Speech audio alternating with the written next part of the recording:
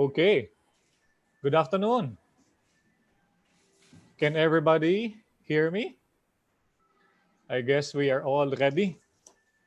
Okay, I actually just saw from the list of our attendees today that we have someone from Nepal. Good afternoon to you, Taj Shri Rana. Good afternoon from Nepal. She said, or he said, I'm not so sure about. Uh, okay, good afternoon, guys, and welcome to this afternoon's webinar entitled Path to the Next Normal: Human Resources Adjustments in the Time of COVID-19 and Its Implications. This segment is hosted by, of course, People Management Association of the Philippines, and I'm your moderator for today. My name is Mark Hernandez. I'm a current board of trustee of the organization. But before we continue with our webinar uh, proper, and before I introduce to you our speaker, let me just mention to you some reminders. You may send your questions or comments via Zoom. There's a chat box there, or YouTube Live with the sessions while the session is ongoing. In YouTube, you may write it in the comment section. We will also share the link for the YouTube section, extension in PMAP's Facebook page. Our technical team will be collating your questions as they come. The questions you have submitted will then be answered by our speaker once his presentation is done. The speaker's presentation will be shared to those who have registered in the webinar. For those who will be watching via YouTube Live, just make sure that you have registered in the link that is indicated in the post so that you may also receive a copy of the slides. So settle down. If you have a cup of coffee, that will be good while you are listening to our moderator, our speaker. Our speaker is a professor emeritus in the University of the Philippines, Diliman, School of Labor and Industrial Relations. A former DOLE undersecretary in the height of Asian financial crisis. I believe Asian financial crisis was somewhere in 1997, 97 and before year 2000, 98. Thank you for the correction, Sir Rene. He has settled strikes and has facilitated the registration of hundreds of unions in a short span of time. He's one of the leading scholars that specialize in labor relations and labor market study in the Philippines and as well as Asia Pacific. He sits in the board of a number of research journals, has authored local international publications, and had several speaking engagements inside and outside the Philippines. Ladies and gentlemen, please all welcome. Good afternoon, Dr. Rene E. Ofrenio. Thank you very much, Mark, and our colleagues in PMAP and other friends of PMAP. Okay. Can you hear me? Hello? Let's see. Yes, most of them are hearing you, sir. Can I proceed now with my presentation? Go ahead, sir. Okay. Well, first of all, I would like to thank PMAP for inviting me to this very important gathering, online gathering.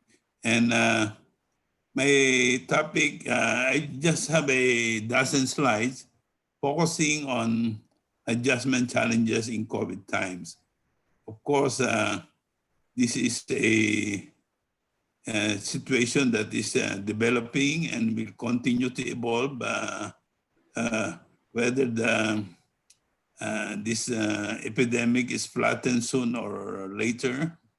So let me just proceed. I think everybody knows what COVID times mean. Okay. First, let's go to the first slide, Jeff.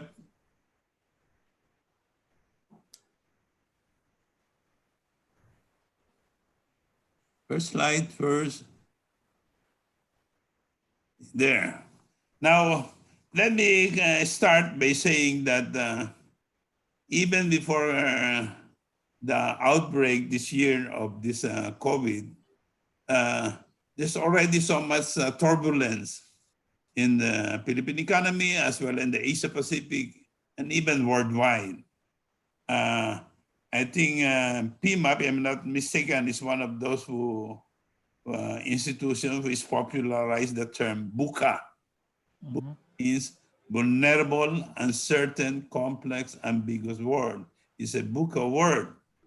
But this is a favorite of some business people, but it originated from the U.S. Defense establishment right after the fall of Berlin Wall, because all of a sudden they found themselves with no clear enemy after the end of the Cold War.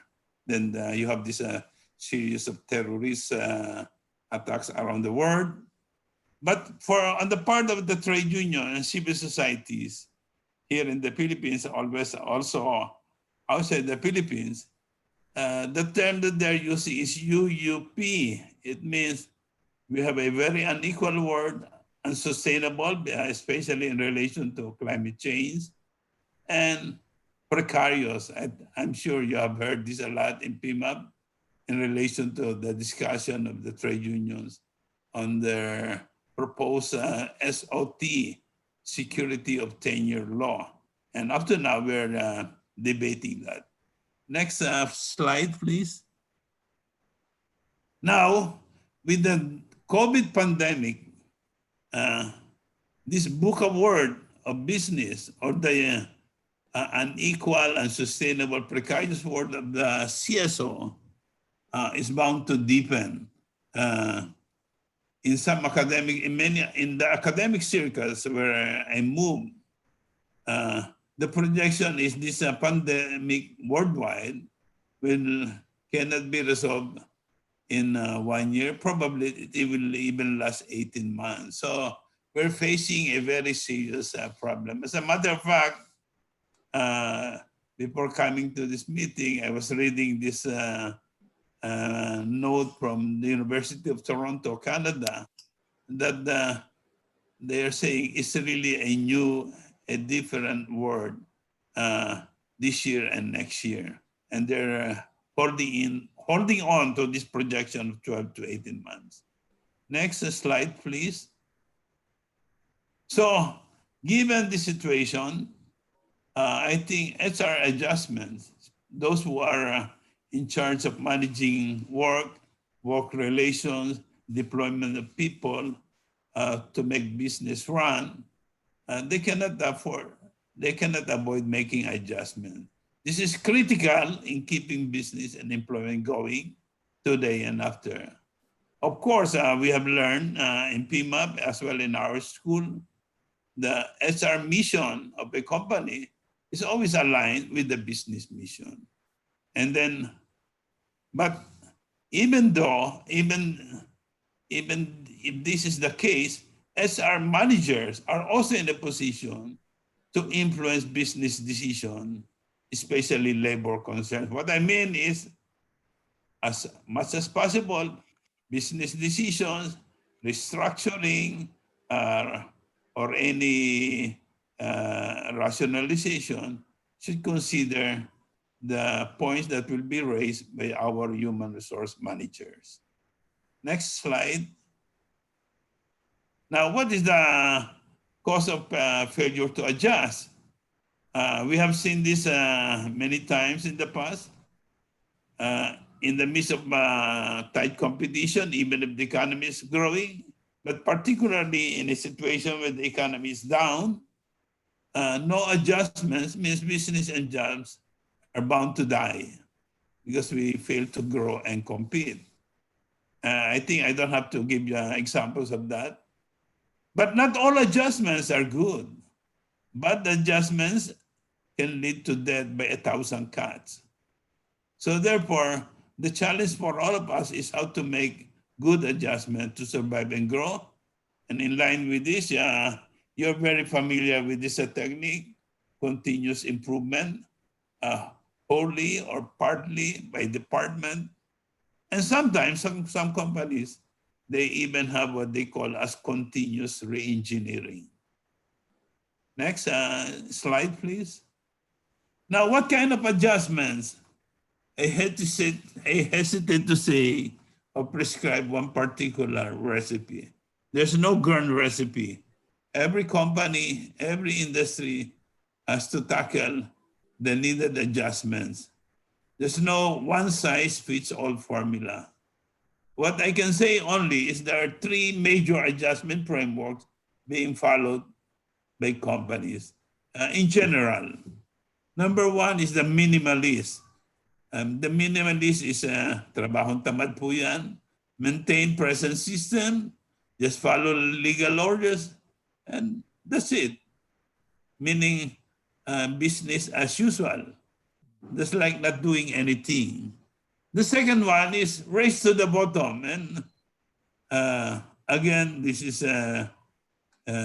usually the subject of conversation, but hardly of written conversation. It simply means cutting costs by avoiding compliance with labor, social, environmental, and now health standards. And there are many debates on this, but this is an issue that is discussed globally. And so this term race to the bottom, you see it in very open in industrial relations conversation in Europe, in America, Latin America, all over the world, including China, by the way. And then you have race to the top, but this one requires investment on skills, meaning instead of cutting costs on training and so on, you invest on people, you invest on innovation. I think some slide, there's one line at the bottom, but essentially race to the top means continuous upgrading. And this is one issue that we have a problem in our school, because the reason we believe that one reason why the Philippines has been left behind by our neighboring Asian countries, because we are not investing enough.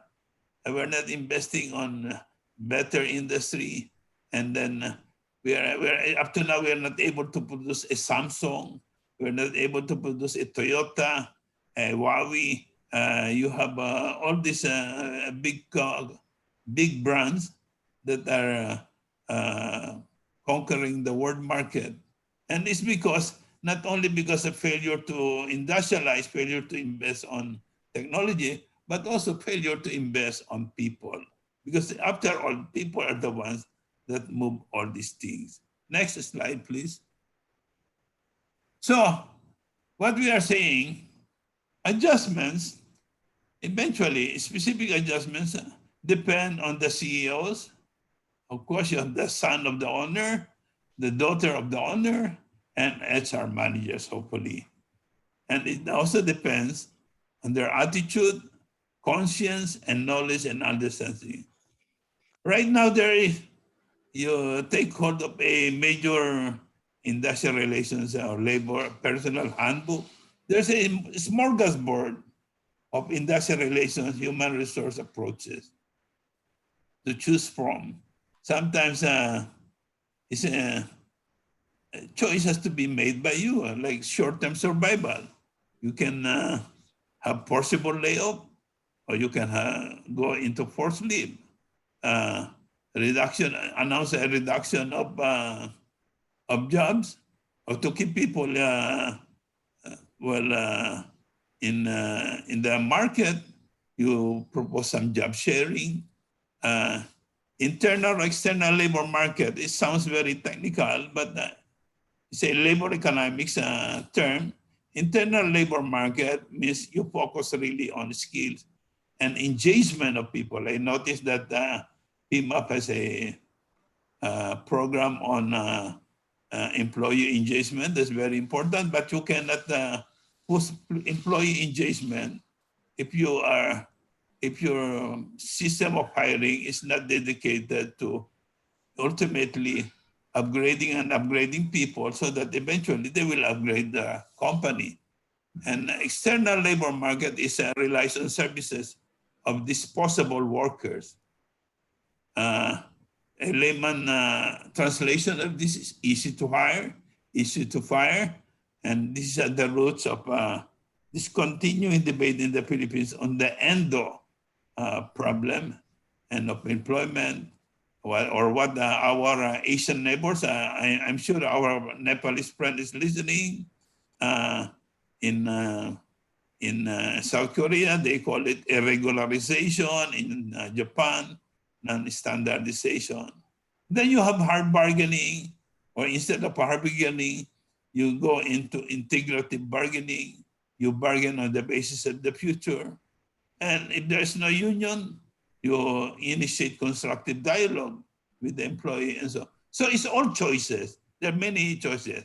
I cannot outline each on every item in this smorgasbord. You can easily find this in any personal handbook, and of course, supplemented by your own practice. Next. Now, a short detour.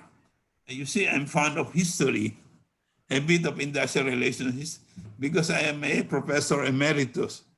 Now, the present COVID crisis in the Philippines is similar to the 1982-87 Philippine crisis. I don't know if you are already working at the time, but that crisis was really terrible for the Philippines. The political economic crisis then bred so many strikes and industry closures left and right. And at the time, I remember, industry dialogues were virtually absent. The government, because you are shifting from a collapsing government, the Marcos dictatorship, to the people power government of Cory, without any clear framework of how to govern. And then the rules, they're virtually absent. At one time, PMAP had, and ICOP had this long-running quarrel with the Department of Labor and its leadership. What really happened, because there are very few settlements of these labor disputes, 1980s was a lost decade for the Philippines. You can check the statistics. Massive deindustrialization. Where many industries went down. Massive unemployment, massive poverty. Hopefully, today, there will be no repeat under COVID times. But you see, and this is very challenging, because the IMF managing director just announced that we are now in recession, global recession. Or the Secretary Peña is still holding his observation. And the IMF managing director was saying that this global recession is worse than the 2007-2008 global financial crisis, and probably comparable to the 1930 global depression during the time of Franklin Roosevelt. Next.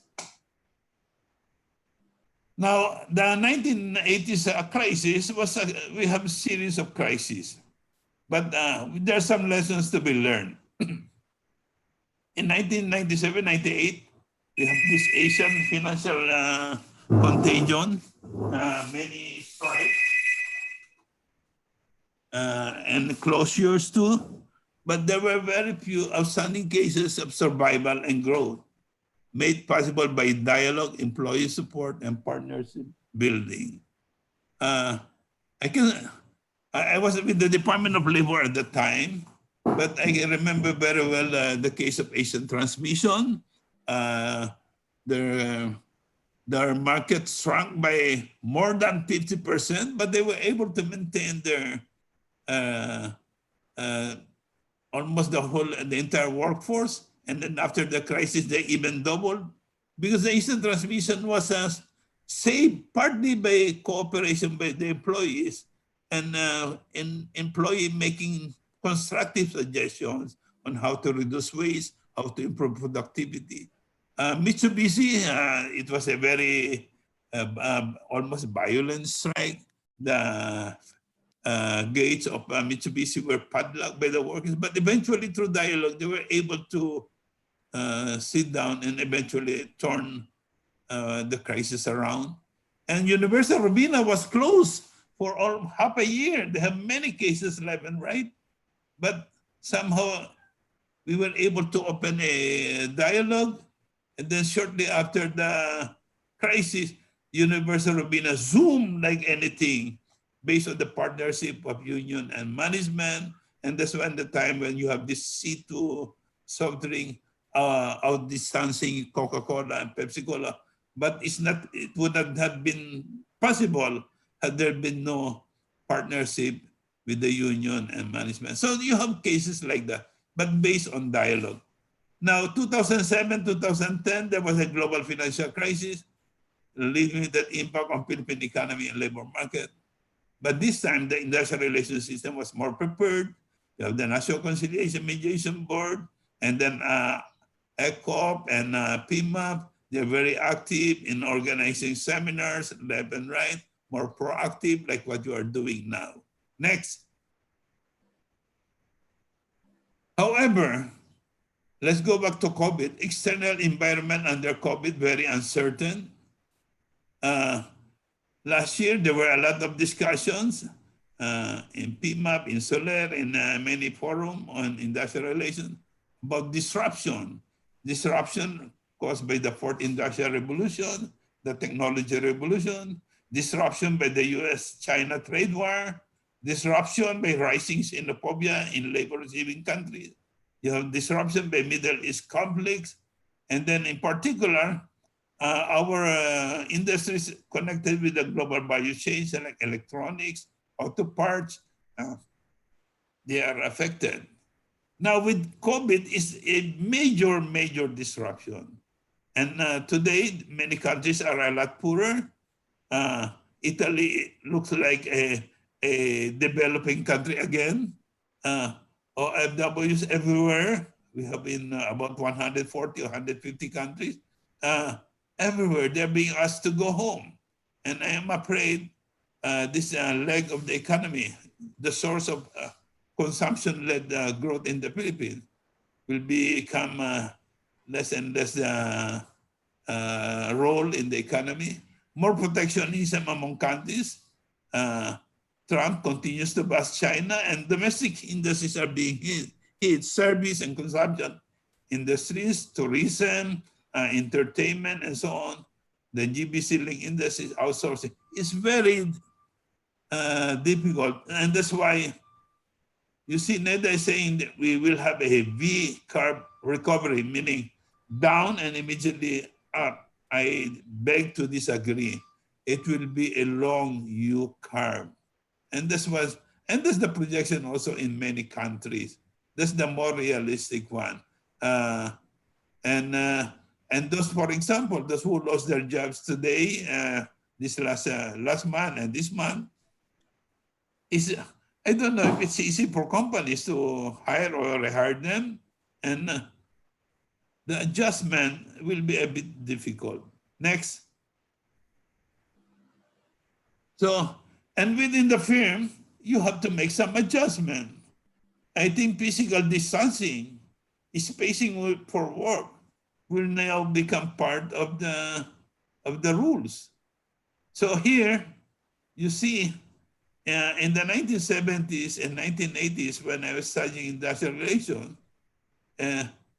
industrial engineers have a major role because they are the ones specializing on time and motion studies, in line with like Frederick Tyler on scientific management, spacing studies. But somehow, because things have become flexible, but probably they have to come back and study what should be the right spacing. And then how about the role of artificial intelligence in the organizing work, robots, work from home. This is often discussed. But, and then how about the outsourcing? One of the troublesome or hotly debated issue in the Philippines on outsourcing is you tap the services of a manpower or service provider who provide working side by side with workers, regular workers within the company premises. But maybe this will be reduced because of physical issue. Maybe outsourcing to be done really outside of the company. And then investments on select talents and skills who are expected to do work in a multi-skill productive fashion. You see, some countries, especially Singapore and even China, there is a war for talent. Some industries in the Philippines are engaged in the war for talent. But maybe you have to reduce some shed some of your workers, but how can you afford to let go of talents that you have nourished through the years and skills that you have developed through the years? And so, and then if you must shift to an arrangement that is less dependent on disposable workers, meaning outsourced workers, but more on skilled workers, then you have to organize work in a multi-skilled fashion. And so like the Japanese, what the Japanese are doing, Japan is very famous for its internal labor market arrangement. So again, it's all a question of choices for the human resource planners. Next, please. But at the national or macro level, what our country is posing is, how do we save jobs and business? How do you save jobs in crisis periods? And this is on TV, I've been listening to Secretary Bello. They're talking about flexi work, all kinds of flexible arrangement. But remember, in flexible work arrangement, it's necessary that you secure formal agreement with the workers or with the union. Job rotations based on job sharing, reduced work hours, leave with pay, leave without pay, so long as there's assurance that they can come back when things normalize. A challenge to those companies with so much money to invest, they can go into follow Joseph Schumpeter's theory of creative destruction, meaning when you change the situation, it need not be 0-0. It should lead to new job business creation. And that is the response of the optimists with regards to the fourth industrial revolution. Because some people are worried that the technology revolution, automation, robotization will wipe out jobs. But you see, with if it's creative destruction, it should lead to, and this is what we need, quantum investment on new jobs. And then keeping select workers in order to be able to retain, assuming that you have to reduce work at the crisis period, you have to keep select workers so that you have you can start anew once things normalize. Next.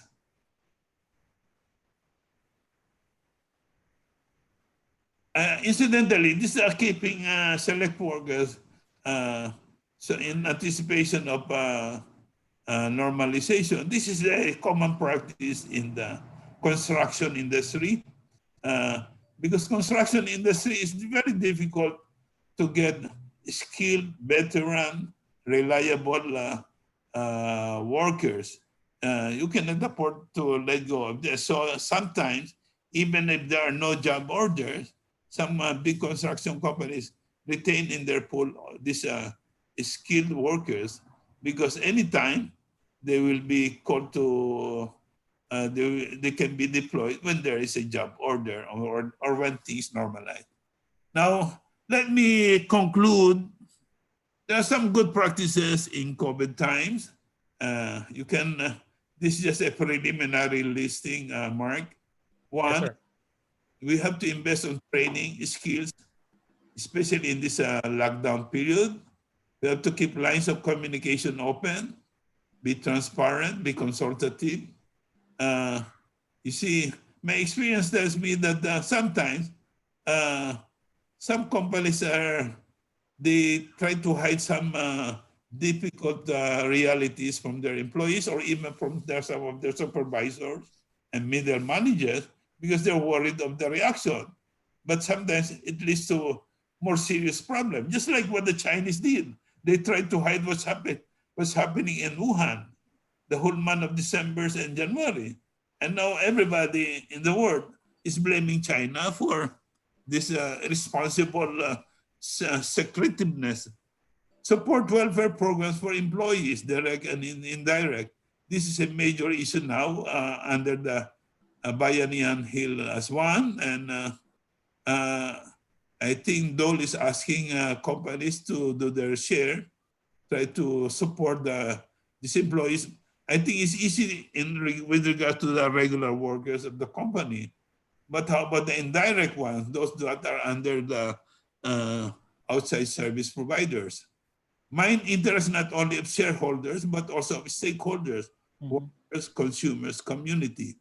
And I am happy to note that a number of companies are showing this flood of solidarity and concern with all the poor communities and those affected by COVID.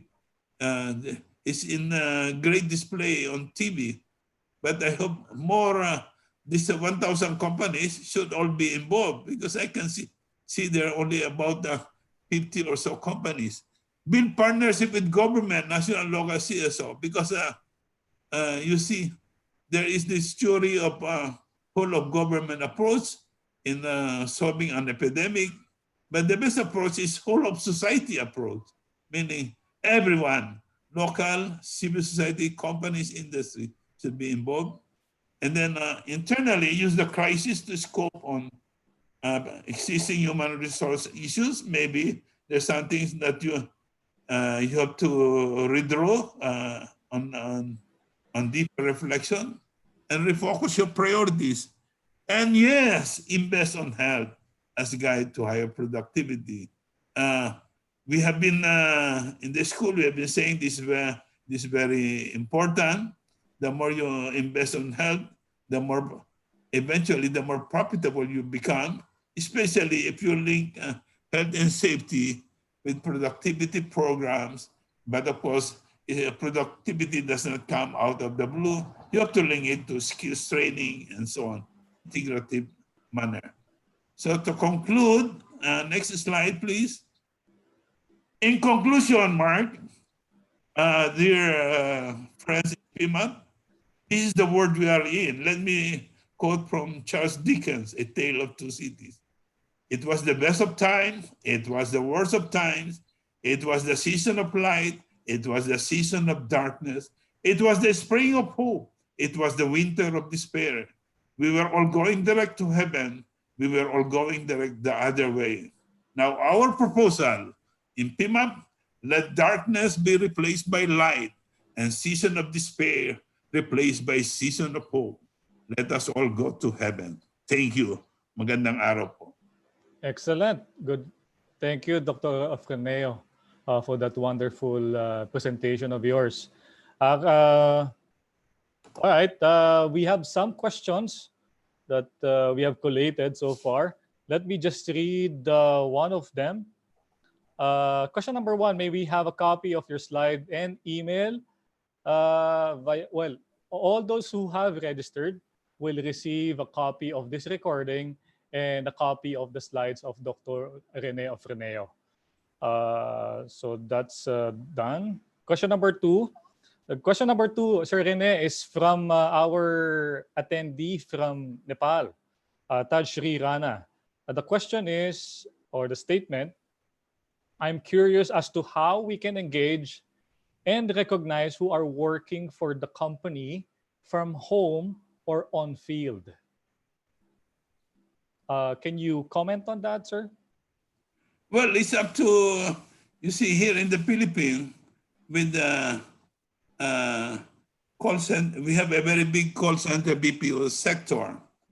Nepal also has a major sector developing because Nepal is very focused on the technology revolution.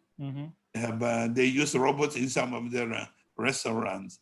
Now, but here in the Philippines, since a few years ago, our SR managers and the call center PPO, they have been experimenting in this arrangement of you work partly from home and partly you report once or twice a week in the company. And one reason for this is because of the how to solve the traffic problem, you know that, Mark. And but eventually this work from home became popular with the popularity of this online tutorial in English for Japanese and Chinese students, sometimes whole families. And then you have this the rise of the gig economy. You have the Uber, and later on dominated now by Grab. Yeah, sir. In other words, this is not written yet in major industrial relations book because this is a new development.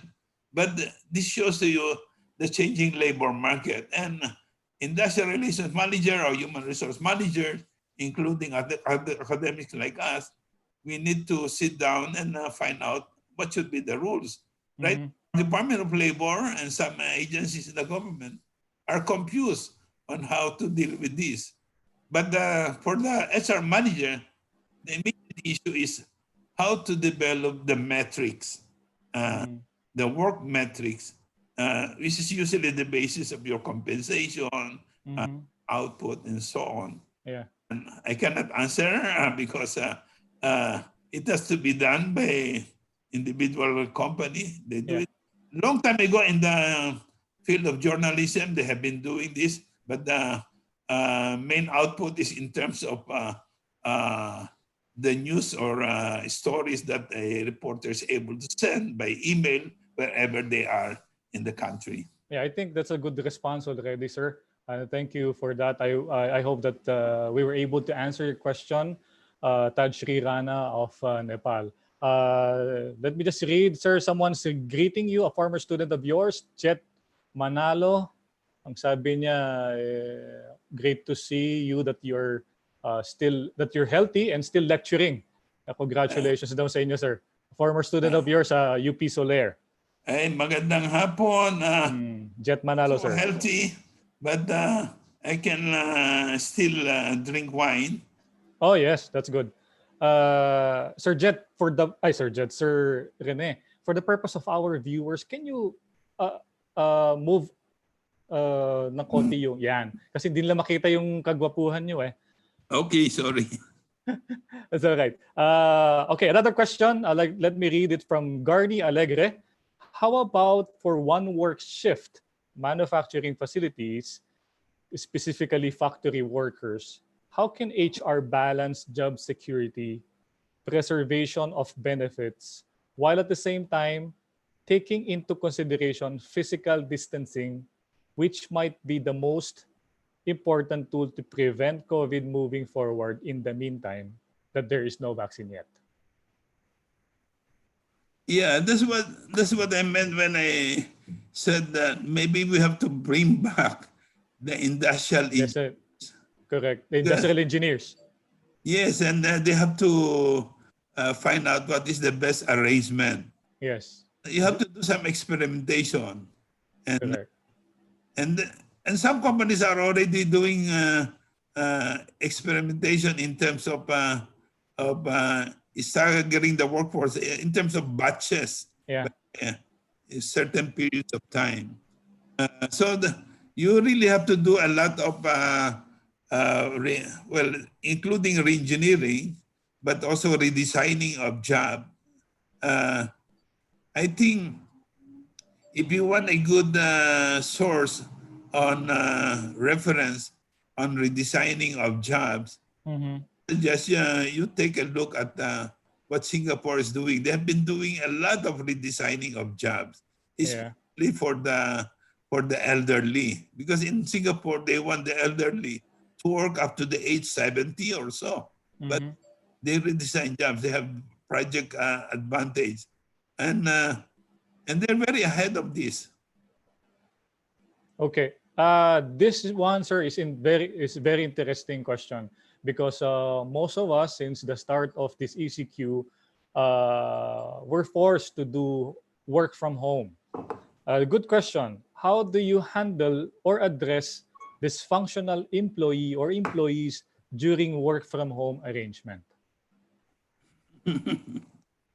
Gandang tanong, di ba? That's precisely why I was raising earlier the issue of metrics. Yeah. How do you measure? Mm-hmm. I asked that question also to some HR people in the call center BPO. And they said they have certain measurement. It has to be done really based on the nature of the job, Mm-hmm. nature of expected output. Good. Yeah. Freelancer is so easy because they are usually paid on Commission. piece rate workers, but Yeah. they are online. Mm-mm. You have to you have to sit down with your CEO, and then and of course with your production manager if you have a production manager, and how do you measure what is the expected output per employee? But if you impose a very high output target, it might be a cause for grievance on the other hand, Mm-hmm. Mm-hmm. and probably some anxiety on the part of the employee. So you're correct. The term is balancing. Balancing in a reasonable way, reasonable for the company in terms of return, reasonable also for the employee. And then you have to also consider the work conditions. Some those working from home may be using antiquated computer like me. So you see, part of our quality control and then quality assurance in companies is we try to make sure that you have the enabling environment, enabling equipment. So you have to look into this also. Agree. Thank you for that response, sir. If I can also eject, leveling of expectations, number one key, especially for those working from home. Set deadlines, set the metrics. Sabi nga ni Dr. Efrenio, set the metrics and then have an agreed day when you have to sit down with your employees, coach them until you don't need to. Yeah. Another question, sir. Sorry. From Mr. Rommel. Hi, sir. Do you think the HR industry in the Philippines is equipped in handling a global crisis such as what we are experiencing now? Actually, my impression is that through the years, the HR industry has been on the road towards higher and higher professionalization. So I wish more and more shall focus on the race to the top. My problem really is how do you deal with your top management? And then how do you share with them your bright ideas? I tell my students, HR managers, like other middle-level managers, are people in the middle. They are like bibingka. Sometimes there's fire from below and fire from the top. Now the ideal is, as HR manager, you should be the source of enlightenment, radiating to all sectors, to the top as well as to those on the side and those at the bottom. And how do you do that? Sometimes you have to make some tactical maneuvers within the company. Is the production manager to convince your fellow managers. Never shame them. You have to win them. Sometimes there are HR managers who go direct to the CEO and tell them this is the best way to do things, and our production manager is not doing things the right way. I think that's a formula for trouble. There's politics within the company, you know that also. All right. Thank you for that answer, sir. I think we still have time. We can still go through your questions. Here's a question, sir. I'm curious to know about the post-COVID scenario. Are we going to go back to old work normally, or will be a new work normal? Siguro ang question niya is I understand. uh, I don't think, sir or ma'am, I don't think the country can afford to go back to the old. And this is, I'm glad you raised that question. mhm, The challenge that should be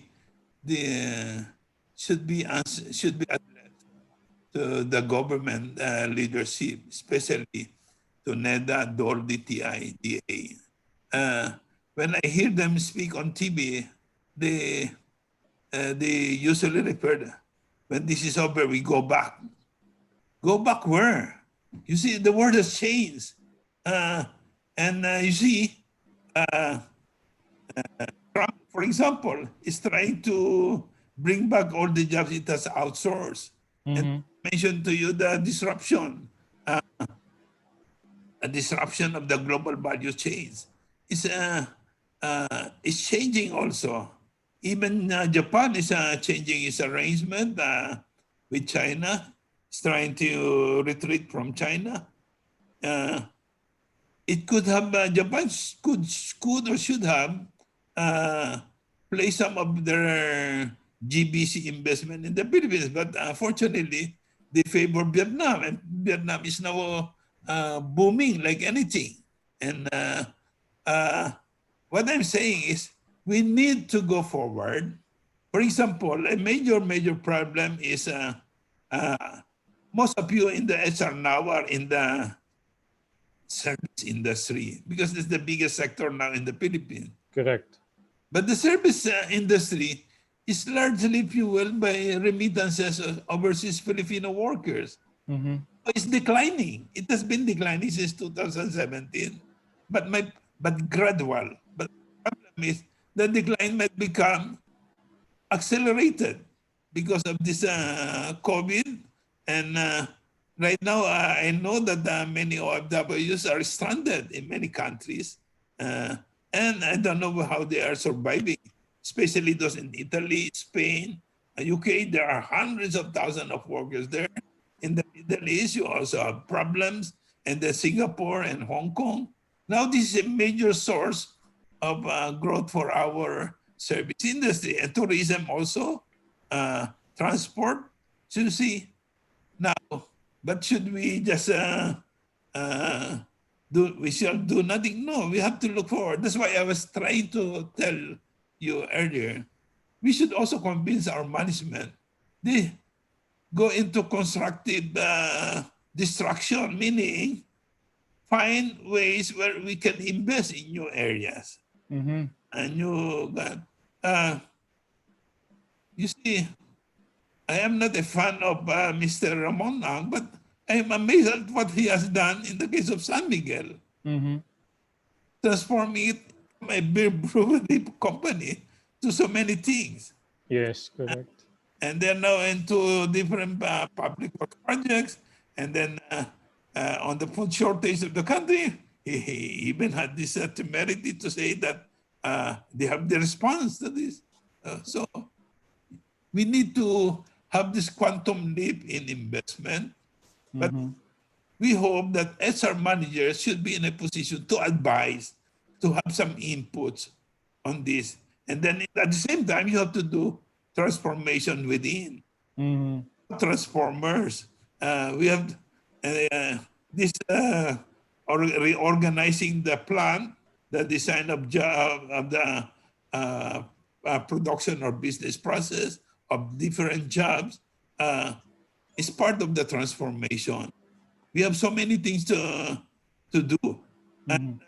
And those who are able to do this will be ahead of the curve. I agree. All right. I think we for the purpose of for the purpose of time, virtue of time, We will be stopping in entertaining questions. Hopefully, some of your questions will be collated, and we can try answering you back through email. Again, we would like to thank Dr. Rene Ofrenio for that for his answers, his wisdom on different questions that you have raised to him. Let me just share something. Uh, Unfortunately, I only prepared one paper, but I almost filled it with lots of my notes from Dr. Ofrenio. Definitely, this COVID-19 is unprecedented. The start of 2020, or maybe this 2020 is really something for all of us. And most of the companies I'm already looking at, there will be struggles between now until 2021.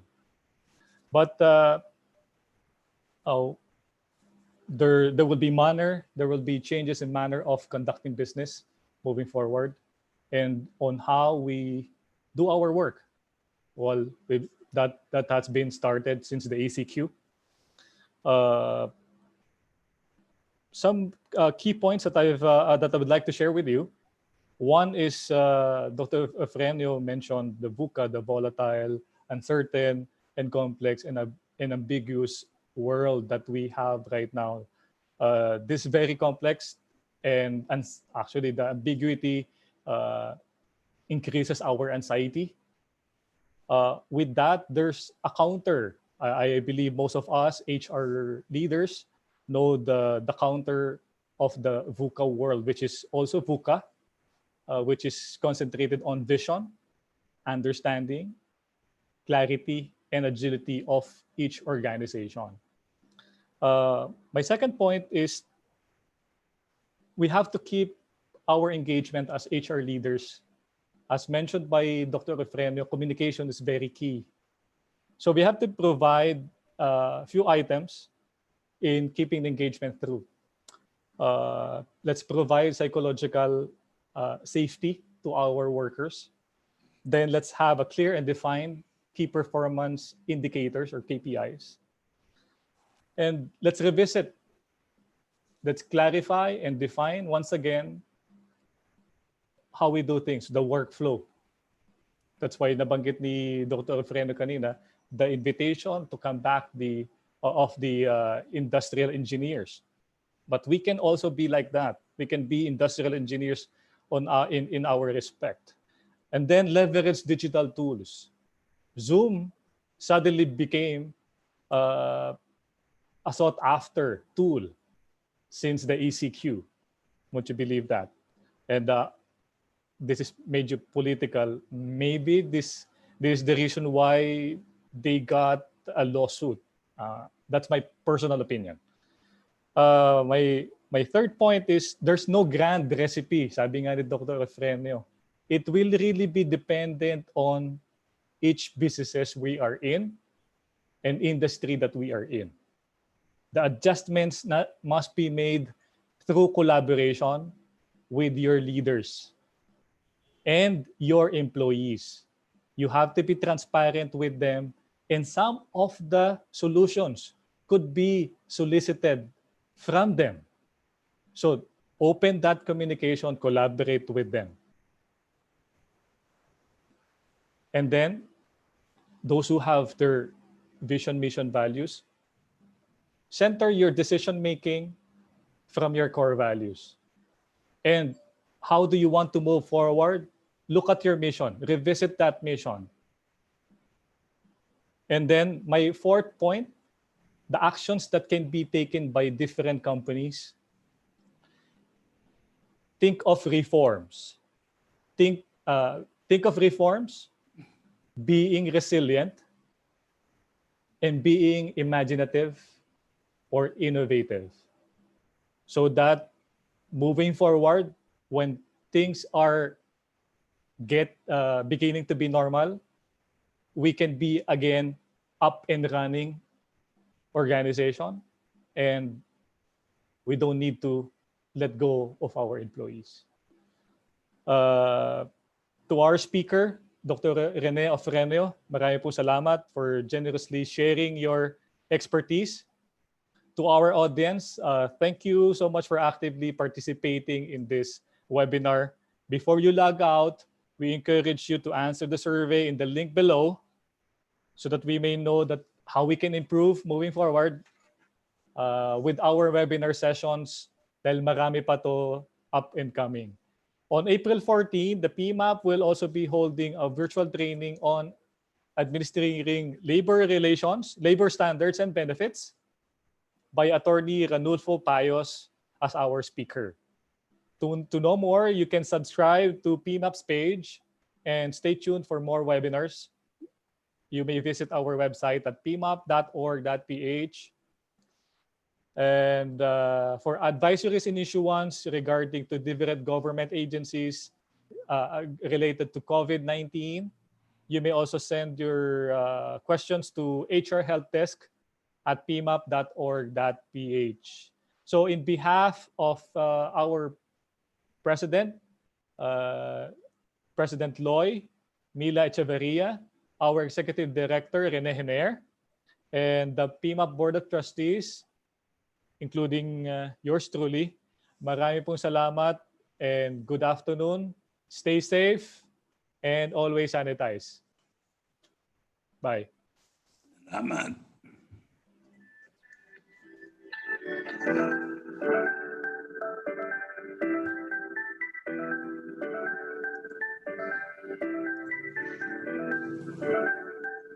Sakto tayo ah.